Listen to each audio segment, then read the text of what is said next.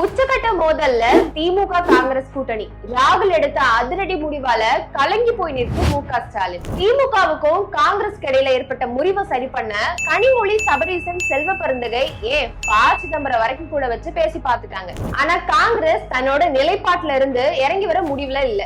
அதுபோலதான் திமுகவுக்கும் காங்கிரஸ் அதிக சீட் கொடுக்க முடியாதுன்னு தெளிவா சொல்லிட்டாங்க.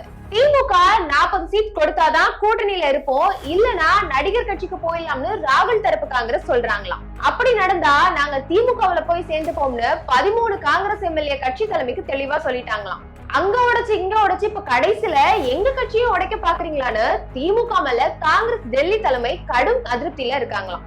என்ன பண்றதுன்னு தெரியாம முழிச்ச காங்கிரஸ் இப்போதைக்கு திமுக கொடுக்கிற சீட் வாங்கிட்டு அமைதியா போவோம், எதுவா இருந்தாலும் பின்னாடி பாத்துக்கலான்னு காங்கிரஸ் மூத்த நிர்வாகிகள் ராகுல் காந்திக்கு அட்வைஸ் பண்ணிருக்காங்களாம்.